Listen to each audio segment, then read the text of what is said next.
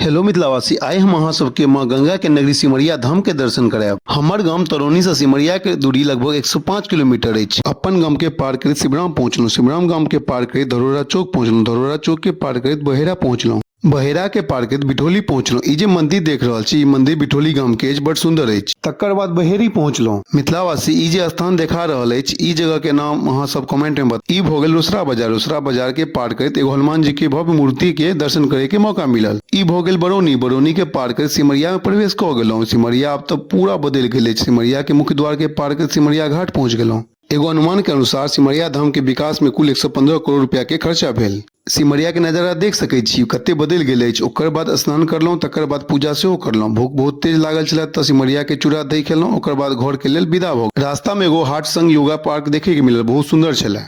ई स्थान के नाम अछि पंचायत मोतीपुर, प्रखंड रोसड़ा और जिला समस्तीपुर। बहुत सुंदर काज करने छथि एतऽ के मुखिया श्रीमती प्रेमा देवी। हिनकर उत्कृष्ट काम देख कऽ प्रधानमंत्री जी हिनका सम्मानित कऽ चुकल छथि। मिथिलावासी, वीडियो नीक लागत तऽ कमेंट में जय गंगा मैया जरूर लिखब। धन्यवाद।